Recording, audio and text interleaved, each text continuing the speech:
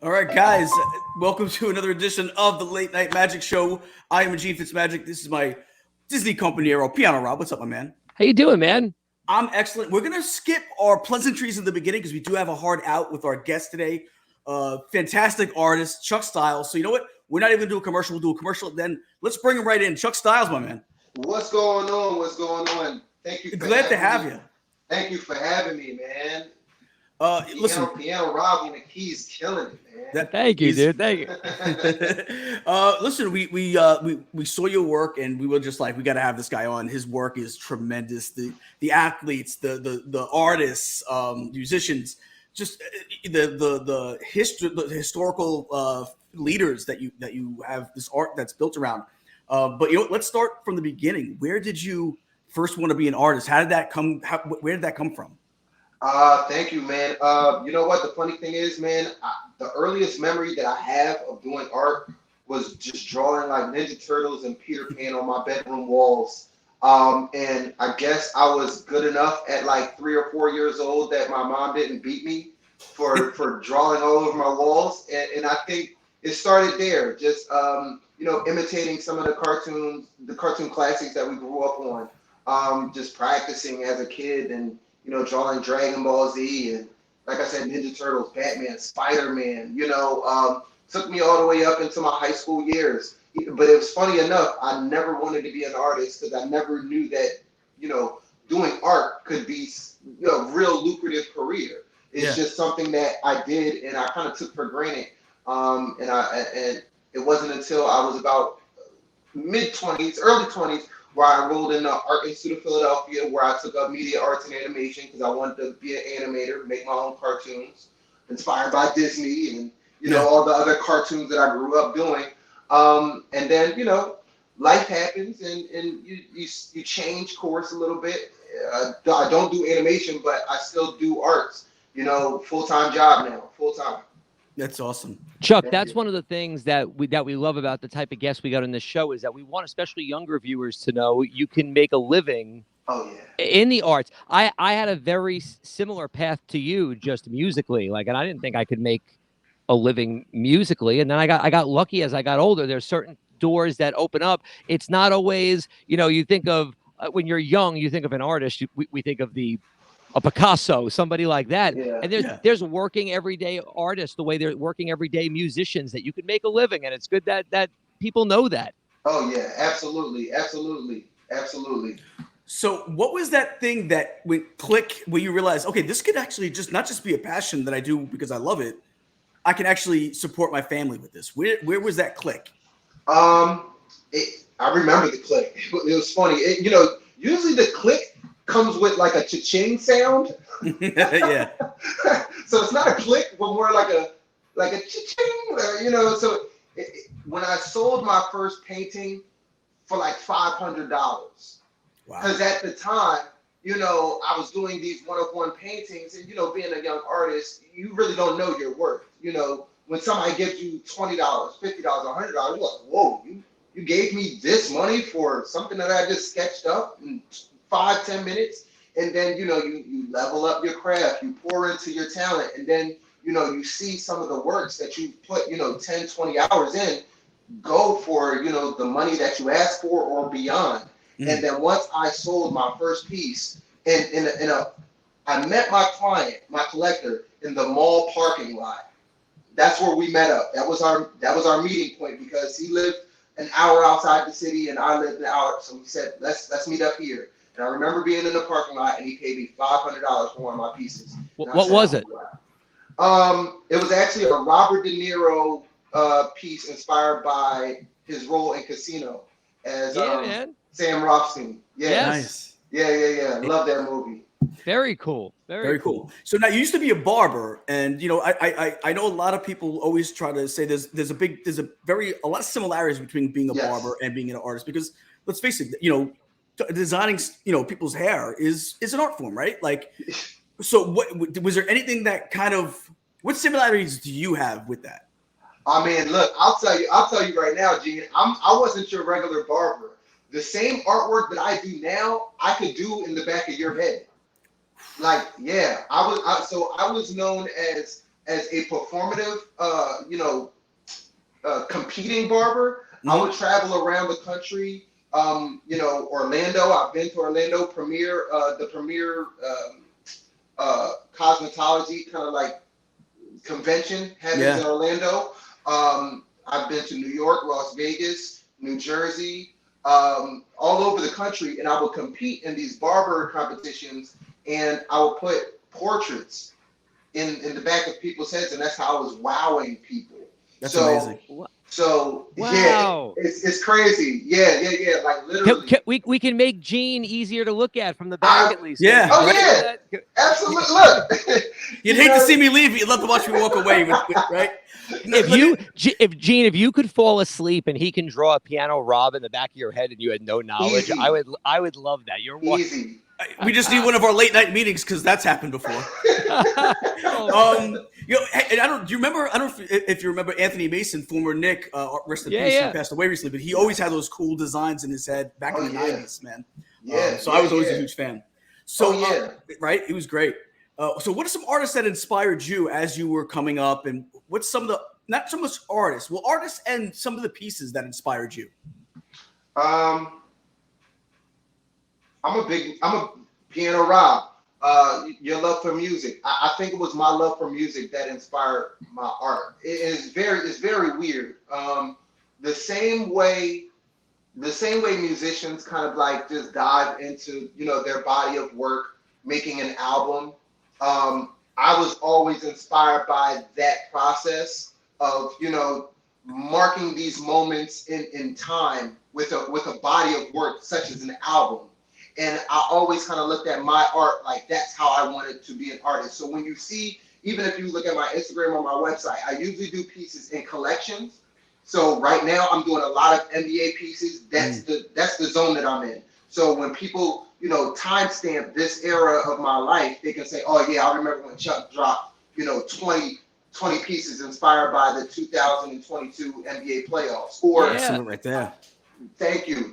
Or, time stamping, Project 70 when, 2021 where Chuck did 20, iconic baseball legends and icons and current players. So I would say that my art career, my art journey was inspired by, rappers like, Jay-Z, Kanye West. Kanye West does a really great job with putting all his energy into one project, and that project just being its own entity for that period of time. And I'm inspired by a lot of music, a lot of musical artists, to be honest with you. Yeah, and, you have a ton of them. I know you said Jay-Z. I believe we have the Jay-Z photo here. There's one of that photo on the artwork right there. We have Jay-Z right there. Yeah. And you have, I think, a Left Eye one as well. Oh yeah, I love the Left Eye one. Tremendous work, man. Tremendous work. I'll tell you what, and what's great about that is not only that's my favorite one right there. That's cool too.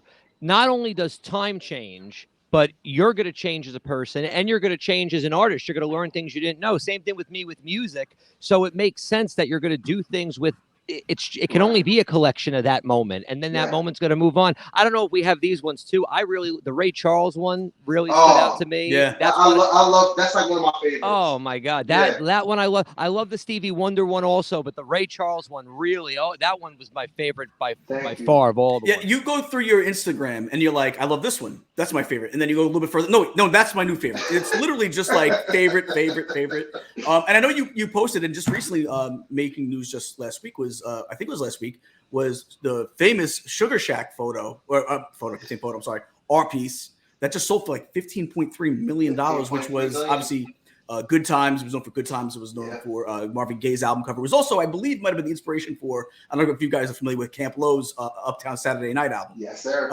It was very similar to that, which was a tremendously underrated album from Camp Lo.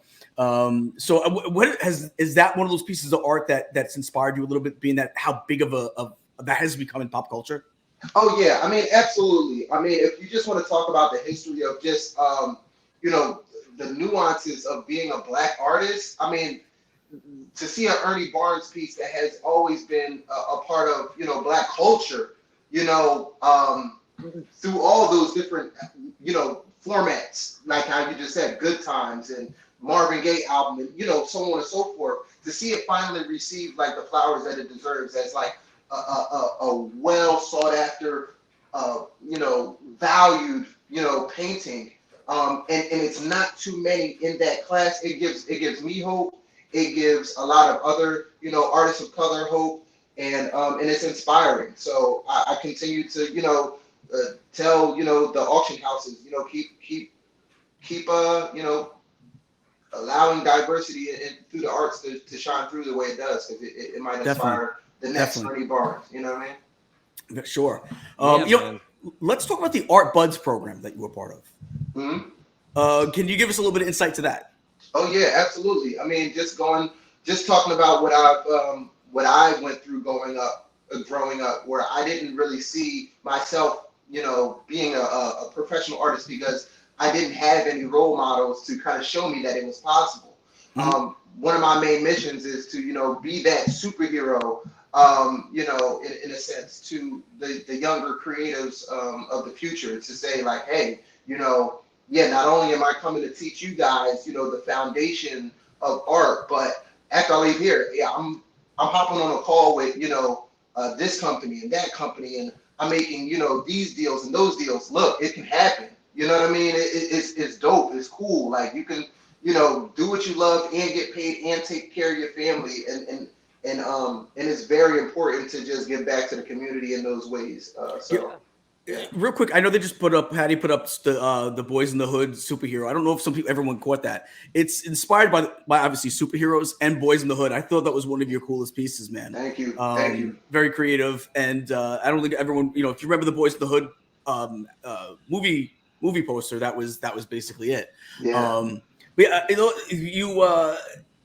you do a great job, not just with your art, but to inspire like that next generation. Is there like, for when you're creating something new, is there like a process that you have when you're creating something new?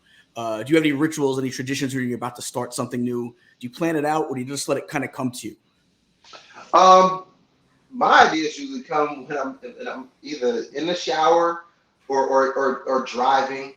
And usually I have my notes the notes app on my phone very close to me, so I can just jot down the idea. I'll be dead in the middle of a conversation with my wife, and I'm like, wait, hold on, real quick.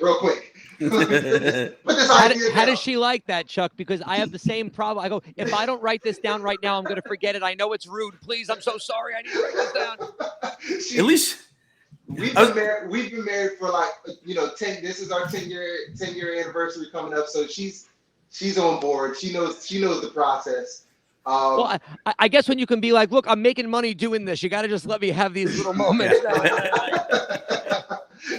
Yeah, so it usually happens with that spark of an idea, and then from there it goes down the path of setting the right mood, and I'm inspired by music, like I said, so having the right audio inspiration, and then depending on the context or the content, I'll have something visually playing on TV as like background noise. So, right now I'm all the way tuned into the NBA playoffs, just because like there is a very exciting, like every single matchup is very exciting. So I might not even be paying attention fully to the game because I'm sitting there doing the artwork, but just having that energy pour into me, and then I can flow it onto, my canvas or my iPad. It's just like, that's just how every piece goes, whether it's a documentary that I have on TV, I might have the Nature Channel, or it all depends on the content. But yeah, usually music, the notes app, music, and then some type of visual stimulation happening on the TV. There you go, man. Cool. So listen, so you've done a lot of like musicians, athletes, historical figures. Do you have a favorite to paint? Ooh. Man, I don't think I've ever got asked that question. No, I don't have a favorite. I don't have a favorite, because very similar to how Gene just said, like, you can scroll through my page and be like, oh no, I like that one. I like this one. I think a lot of my pieces, depending on, I have a favorite for whatever mood I'm in. I have a favorite depending on where I was at in that moment in my life. You know, it's all relative. Yeah, absolutely. Yeah. Yeah, it's all relative. I mean, sometimes I can look at, you know, one of my abstract pieces that have no figures on it at all, and I'll be like, I love this painting the best, but it might just be because I don't feel like looking at people right now. Yeah. But if I'm looking at a person, then, you know, Ray Charles, is something about the Ray Charles piece that's just like just full of great energy, great colors. Ray Charles's music and his legacy is just that piece makes me happy. You know what I mean? But it changes. You know. You know what's funny? We do. I mean, we do it all the time with our guests. People love to ask your favorite, and I think any artist in any art form, of course, what you just said is the most true. Your mood is going to reflect your favorite. People ask me to play my favorite song all the time, and I kind of have one that I know is my favorite. But depending on my mood that week, I might want to play something different because I've just been listening to this song so much this week. Right. It's funny because that Nat Turner piece that was just pulled up. A lot of people don't know. I'm a big, you know, Marvel kind of like geek. That Nat Turner piece was actually inspired by the Punisher comic book cover. So. I could see that once you said that. That's exactly what it was. Yeah. Listen, we're big Marvel geeks here. I just told you. I went on the new roller coaster yesterday at Epcot. I'm like, I can't stay away. I need to keep doing it. Yeah. You know what I love about Patty? Please put that Thanos one up. I love how you even have it like you could see it's like kind of look. It's in the dirty card. It says inevitable, and that it's like you know what I mean? I love it if you not got the inevitable on there. It's one of the things that I love too is you do a lot of crossover stuff, which I really appreciate because I feel like it shows even more creativity to connect worlds, right? Oh yeah. Another one another piece. I don't think we have it in here. We don't have it loaded in. Is the it's based on I think it was based on the One Night in Miami. That you have that artwork. I thought was fantastic too. Thank you. You have a ton of good Mike Tyson stuff too. I love Mike Tyson. Yeah. You know, the Jackie Robinson one was amazing to me too. Yes. Oh my God. You know what? Let's even talk about that with all the work you did with Tops, with Project 70, and what was that experience like? How'd that come about? Oh man, that actually came about a gentleman that I work with by the name of Greg. He actually was my liaison for the Tops project, and it was funny because kind of like Jackie, I was one of the few Black artists in that group of 50. And because I wasn't primarily known to do baseball art, a lot of the collectors, a lot of the community was like, "Yo, who is this guy Chuck Styles?" Right? And so it was a little nerve-wracking. And then my first card was Hank Aaron, and Hank Aaron had just passed away a few weeks before my first Hank Aaron card was to drop. So I felt the pressure, but I also felt the honor of like, man, my first rookie card will be Hank Aaron, and he just passed away. I have to do this justice. I have to do it right. And when I dropped my Hank Aaron card, I think it kind of shook up the card community where it's like, oh, hold on. This guy Chuck might be, he might be somebody to watch. And I think that, just through my my due diligence of just, paying respect to the card collector community and the baseball community, being there, showing up, jumping into Discords, having conversations with people every day, the Facebook community every day. They really welcomed me with open arms, and it was like one of the best experiences that I had working on a project. And I was able to end my whole project with Jackie Robinson, which dropped the first day of Black History Month, February 1st of earlier this year. And that was just a very great way to bookend my Project 70, card project with Tops. I love the Satch card too. Satch is one of my all-time favorites. Have you ever seen the movie Soul of the Game? I did. Where Delroy Lindo plays Satchel Paige? How good is that movie? I love that. Yeah, that's my favorite card because of that, and of course Derek Jeter because obviously I'm a Yankee fan. Hey. You can't go. Derek Jeter broke every record you could, as a Yankee on the field and maybe at home too. He has some records at home as well. But listen, Derek Jeter to me was like that was my guy growing up. Like how the generation before had Mickey Mantle, I had Derek Jeter.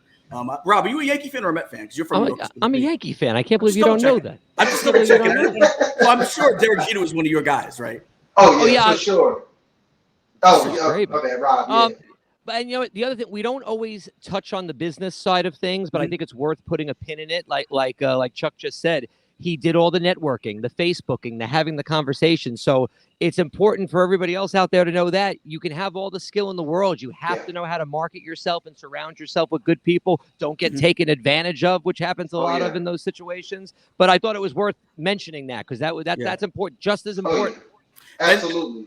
And also, too, if you are in a situation where you are taken advantage of, just pick yourself up, dust back off, and get right back on the horse and believe in what you do, believe in your craft, you know? So, you know, you do a lot of famous subjects on your art pieces. Has anybody ever reached out to you and said, hey, I love what you did, or I didn't love what you did? Like, have you ever gotten that feedback from the people that you're creating art about? Well, yeah. You know, Andrew, well, speaking of this recent Project 70 Tops project, CC Sabathia, you know, reposted the card that I did of him. Andrew McCutcheon reposted the card that I did of him. I had a Ken Griffey autograph on my card that he signed. Wow. Yeah, you know, so far I've got, and currently right now I'm working with the Josh Gibson Foundation because they love the Josh Gibson card that I did, you know, representing the Negro League and his contribution to the sport of baseball. So far, I mean, I've gotten a lot of great reception. You know, of course, there's always going to be that, you know, people with, you know, the opposing opinions on Instagram and Facebook, and I'm welcome to it all. You know, it's like, you know, it's okay to have an opinion. You know, in this world, you gotta have a tough skin because to put your passion out there, for it to be critiqued and criticized, you have to have tough skin. And I just believe that everybody is not going to like your art, and that's okay. Mm-hmm. You know what I mean? It's okay. And, you know, anybody out there listening, it's okay. If some people don't like your work, you know, go to your audience, go to your tribe that does support you and lift you up, because that's where you can thrive at. So, yeah. Fantastic advice for that next generation, man. Is there an artist out there that you would love to collaborate with? Whether it be musically, where they create music to your art and art to their music, or even another artist, like another painter or something like that, where you'd love to be able to like do pieces with. You know what was very interesting? Like I said, I pull my inspiration from so many different mediums. I can't say that I want to collab with a visual artist, like a painter, that what I do, because I sit in awe of people that do things that I cannot do, or I don't even know the first thing about. I'm a big fan of directors. So when it comes to movie and film and television, I really love, or no, I'm sorry. Let me take that back. What's my guy's name? He is a musician. I'll save the director, you know, comment for after this one, but I want to give his flowers. Garrison. Ludwig Garrison, the composer. Oh yeah, sure. Yeah, I love. When I first found that, when I first heard his work on Creed, that was when I first heard. I was like, "Who is this guy?" And then I kept hearing him again on Black Panther.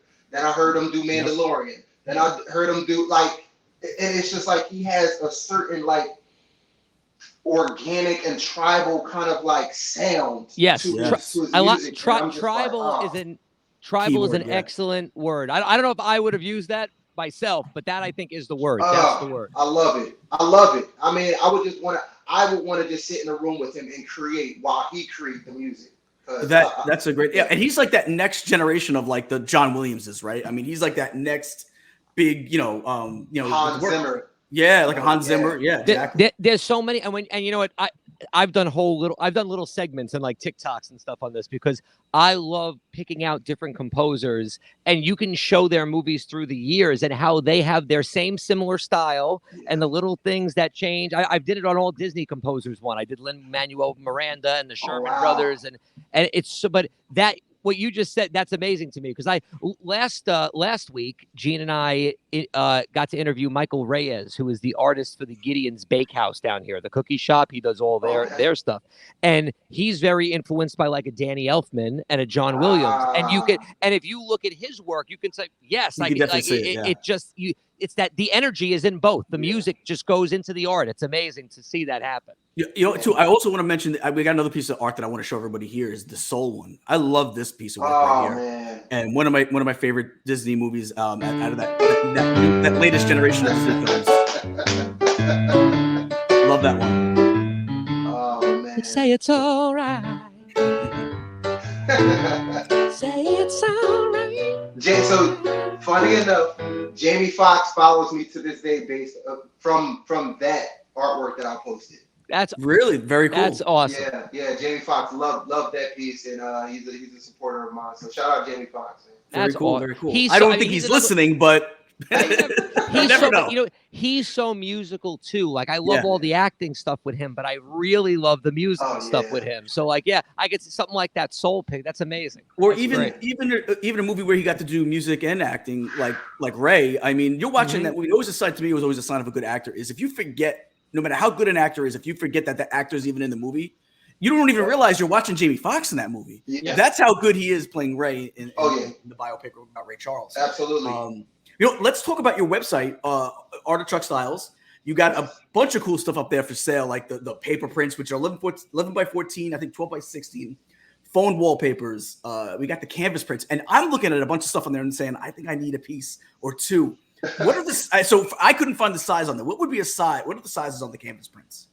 So the canvas prints range from 18 by 24 to 30 by 40. 30 by 40 is the largest that I allow, because after that, then I started going into like limited edition or original sizes. 18 by 24 is a nice size if you're looking for like bathroom, hallway, or a small office. 30 by 40 is like, your statement piece that you would put like in your, living room or, bedroom above the bed or something like that. And then the 24 by 36 is like that happy medium.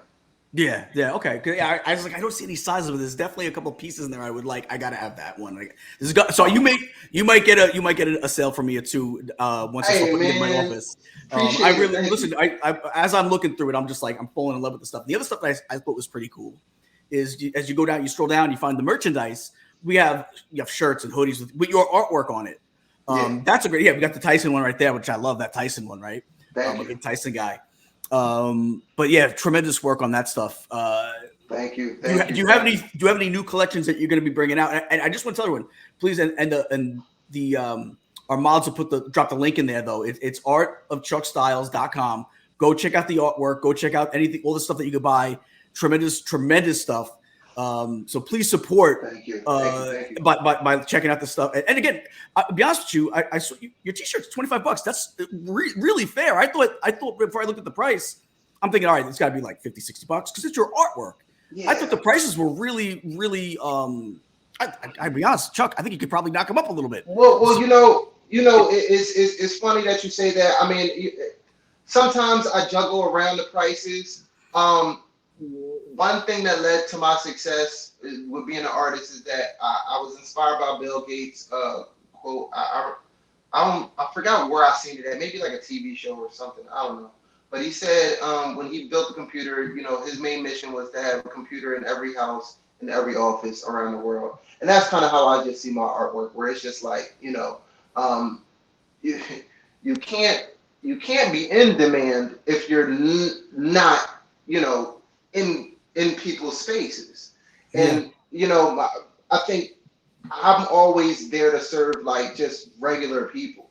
You know what I mean? Like there will always be like the 1% that can like, afford whatever they want to buy on earth. But for me, it's just like, I'm here to just share my gift in whatever format I can. And, as long as I can still provide, food and clothing and a roof over my head and my kid's head, I can take the price down, to $20 just so that, the 18, 19-year-old that, saved up a little bit of money to buy his first Chuck Styles, piece, can have something. You know what I mean? That to me means more than having, an exclusive, $90 t-shirt.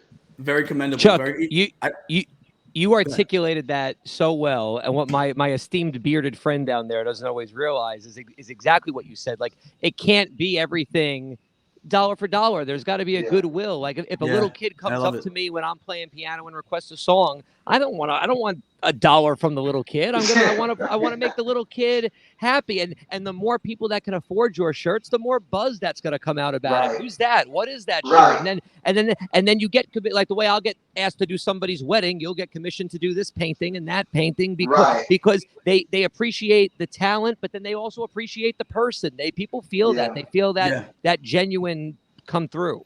Yeah. I do want to say one thing, though. I'm not so esteemed. And number two, they usually don't get a chance to tip Rob because they'll usually come to me and say, hey, if I give you $1, can you get Rob to play a tune? I'm like, yeah, give me the buck. And it never really makes it over to Piano Rob. That's the difference. But you know what? I love it. And you know what I'd love to see? I'd love to see some white on white Air Force Ones with your designs on it. Maybe we can get something like that. I would love. You let me know how much that might cost me. I think I might be man, yeah. Because that's what all I wear is white on white Air Force Ones. Literally that's the only thing I might have to put that in the work. But if you could do something with that would be awesome. I'll have to put that in the works. Awesome. Now, all right, I know you got to get out of here in a couple minutes, but we do something called the lightning lane. So let's go into our lightning real quick. You answer at the top of your head real quick, 10 questions. And first thing that comes to your mind. We don't even need to do the graphic, Patty. Don't even worry about the graphic. All right, I'll go first. Ready? Favorite late night snack? Oreos. Okay. Nice. Last song you listened to? Kendrick Lamar. Which one? N95. Okay. I thought it was going to be the Heart Part 5, but okay. Last show you binge watched? The Baby. Which show? The Baby. The Baby. What's that? I don't know what that one is. Yeah. It's crazy. It's the new Apple Plus show with this demonic little baby that's like mind controlling like people. Like, it's wild. Yo. All right. Now I got to look that up. I got to check this out. And From is really good too. Okay. From is really good. Favorite pizza, New York, Chicago, or other? New York. Favorite sport and team? I mean, basketball 76ers. Yeah, favorite food? French toast. Right. Oh, I like that. Kobe, LeBron, and Jordan. Put them in order, in your opinion. Ooh. Oh, God. That's not fair. Oh, God. All right. Kill me if you want. LeBron, Jordan, Kobe. Wrong. Jordan, Kobe, LeBron. No, okay, Gene. I agree with you, Gene, but you don't get to tell our guests they're wrong. You know what? But I give LeBron the edge because I like LeBron the person. Yes. Like the person off the court. I mean, building his school, sending kids back to to college for free. Getting into production and just creating jobs for he made Mav Carter like executive producer of The Shop. Like, yeah, I'm not gonna lie, man. It's so many accolades out off the court. That's it's LeBron for me. And the fact that he kept the same crew from when he was in high school still around him today. The loyalty is always That's always a big thing. Favorite Disney villain? Jafar. Nice. All right. Jafar. What is one hobby or interest that people would be surprised to know you have? I mean, I put it out there. I mean, I love nature more than people really understand how much I love nature. Okay. It's funny when somebody asks me, what's my spirit animal, right? And without doing further knowledge about what kind of animals there are, most men would probably say a lion or a gorilla, something like that. I said I'm a killer whale. What are they called? Orca. Yeah. Orca. The Shamu style. Yeah. Yeah, but Shamu, they got that animal so wrong on so many levels with the Free Willy movie and everything. Yeah. Those things are one of the smartest creatures out there in the ocean. And it's scary. So I mean, I think that's my spirit animal, and that just shows you how much you like nature. Yeah. Nice. All right. Favorite musician? Oh, I mean, it would have to, like I said, Lou Garrison. Lou Garrison. Okay. Yeah. Okay, cool. All right, so this is our bonus question. Question number 11 is always a bonus. Best advice you've ever received, and who gave it to you? Best advice I ever received.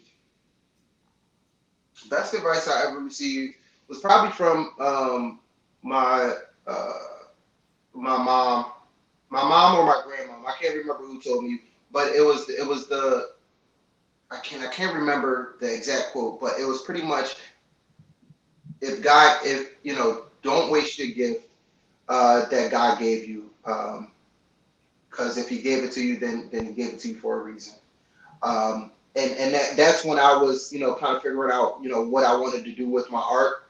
And like I said, I took it for granted, you know, my earlier years, teenage years, it was just like, yeah, I don't want to be an artist. But at the same time, I was around a neighborhood where I seen so many other talented, you know, creatives that I thought were like Picassos and Michelangelos in my eyes. And then they went off to work at like UPS. And I would sit there as like, you know, 17 or 16, I would be like, yo, why would you stop drawing? Why would you? And I would get mad at them. And that's when it clicked, like, you know, when my parents and my grandma used to say, like, yeah, you shouldn't take advantage of your gift, because once it's gone, you know what I mean? You need to do something with it. So Yeah. That's great advice, man. So we kept you 2 minutes past we needed to let you go. So we're going to take a quick commercial break. Guys, please go check out Chuck Styles on Instagram. The mods are going to drop the links. Go check out the website. Mods are also going to drop the links on that. It's artofchuckstyles.com. Tell you right now, there's a lot of pieces you're going to want to purchase. They got even the sweatshirts and the t-shirts. Go check it out. And maybe we'll have some sneakers in the mix. Oh yeah. Soon. Oh, and shout out, because you guys are down in Orlando, right? Yes. Well, I'm in New York right now, but okay, I'll be down there at the end of June. Me and my family actually do like these annual Disney trips, like every single year. I'll be down there end of June for a 15. I think that's like 15 of us. Yeah, 15 family member Disney World trip for Orlando. Nice. Yeah. So I'm enjoy it. And hey, I'll give you a little tip on what you got to have brunch either on a Saturday or Sunday morning, and you could get to listen to my man Piano Rob play the keys. Yeah. Is at the Boathouse. Make sure you try to get a brunch reservation at the Boathouse in Disney Springs. Oh, okay. I know exactly. Yeah, okay. Yep. I'll come check you out. Cool. Perfect. He's there every Saturday and Sunday morning doing the brunch. Not every, but we'll get there. Most. We'll set it up when Chuck's got time, and we'll figure it. There you go. And you Chuck, got to go with the flaming on sliders. Thank you so much. This was so fantastic. Thank you. Thank you guys. It was a pleasure. This was dope. You know what I mean? I look forward to catching you on the keys, Piano Rob. Yeah, that would be great. Absolutely. All right, my man. So, guys, go check out Chuck Styles. Chuck, thank you so much for coming on. We're going to take a short commercial break. When we come back, we will wrap up.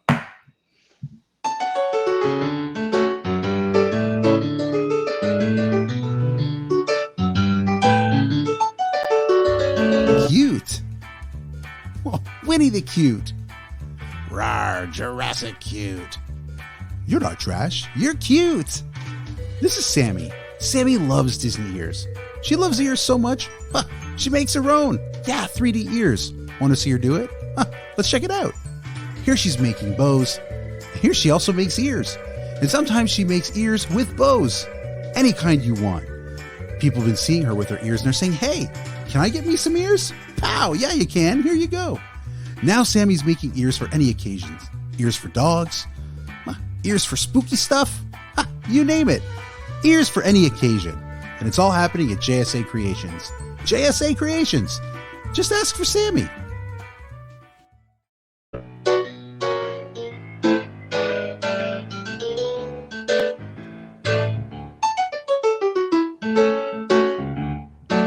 Gene, that was great.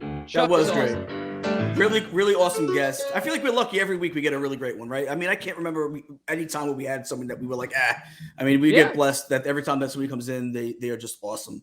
And I guess we'll do the beginning of the show. Well, we don't really have to. We'll just go through some stuff because we kind of, I think Patty missed it in the production meeting and he went to the intro. So we'll just talk about some stuff real quick before we get out of here. Guys, if you had a good time today, please hit that like, that subscribe, hit that notification bell so you know when we got something coming up. Also, please share this with your friends. If you like some of the artwork here, go check out the Art of Chuck Styles, artbychuckstyles.com, and we'll drop the link in again. Go make sure you check that out, and go ahead and purchase a piece or two, man, because the stuff is phenomenal. If you're watching us on replay, please leave a comment. And what do you got coming up this week, man?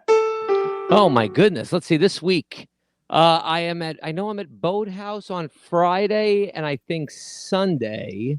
There's a lot of more bookings going. I got some private house parties coming, so you can always check the Facebook for my schedule. You know something funny, Gene, that happened to me this week that you're going to laugh about? I should have sent you the video to put it up, but if anybody follows me on TikTok, I had to do a triple take to make sure I wasn't getting in trouble.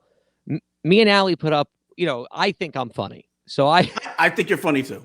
We put up a TikTok. We had coffee, and we were passing the Mad Tea Party in Magic Kingdom. So I made a quick video saying they must be biased against coffee on this ride. They're not letting us ride it with coffee. Yeah. I thought it was pretty obvious because it's a tea ride. Yeah. I get the joke. So somebody from Inside the Magic writes an article, and the title they used was guest can't get on popular Disney attraction or something like that. Something along those lines. Well, with the mislead, they have finally alluded to it was a joke at the bottom of the article, but not after a couple of people were getting mad at me, like I'm an entitled idiot thinking I can bring coffee on an attraction. I would say Piano Rob is not an entitled idiot for that reason. Maybe other reasons, but not that. No, okay, I saw you guys post about it, and I'm like, did somebody write an article based on a TikTok they saw? Gene, that's how you know you made it, though, right, my man? I guess so. I got to be honored to be used, even if it's ever in a bad way. Yeah, I saw that too, and I was like, these people, man. Some people just don't get it. I got the joke because you're bringing coffee on the tea party ride, and I'm rarely serious, especially on TikTok. Yes, I don't think there's ever, unless I'm doing something probably on like mental health or something like that. It's probably a joke on there. Yes. But you know what? So guys. Ease up. It was a joke, right? So we also, Gene, in case anybody wants to go back and watch it, I know you weren't there, but a lot of members of our network, the Diz Nerdy Network, were on the Molar Man's match game last night. Yes. We had a pretty good time. That show is always fun. It's always fun, man. He always gets a really good draw, really good crowd. I couldn't attend. I was actually at my daughter's graduation. She graduated from college. That's important. She had a bachelor's. So that I couldn't make it. So congratulations to Angelique for graduating from Adelphi University. Do they still play that song? They played that for about 4 hours straight. Well, 4 hours straight, we got to listen to that song. You got to hear your name. And I guess as college classes grow, I wonder if it's ever going to get to a point where you don't got to hear your name. You know what? She got called within the first 15 minutes, and then we had to sit there for the next 3 hours and 45 minutes. What was she?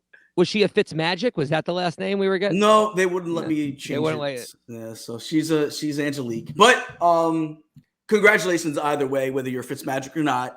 I'm so proud of you, Angie. So congratulations. So guys, you know what? Tomorrow, make sure you tune in for We Like Theme Parks. I wasn't on last week because of the same thing, but I will be back this week. And I will be back on We Like Theme Parks. So just join us. You know, I just realized I said last night, and I forget it's pre-recorded, so it would have been last week, that match game show. My brain's all. Literally 1 week ago today, because we are recording this, not live. So there's that. But cool news, tune in next week because we have an awesome guest in next week. Maria Cecilia Botero, who played Abuela in Encanto, the hit film Encanto. So make sure you tune in for that. She is a tremendously talented actress with a long history of a body of work. So please make sure you tune in for that. We also want to thank our chat. We want to thank our subscribers. We want to thank producer Patty Puddles for on the other side of the glass. Let's also thank the mods for making the chat fun, friendly, and safe for everybody. By far the best mods in the business. Mods, if you could do us one quick last favor, please drop the link for our guest, all his links, his Instagram, his website. And that would be super, super dope of you. And I guess that's about it, right? That's it, man.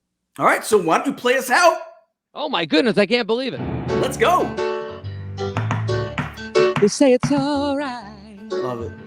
So guys, they say it's all right. For Piano Rob, I am Gene FitzMagic. Have a great today, a better tomorrow, and we will see you next time.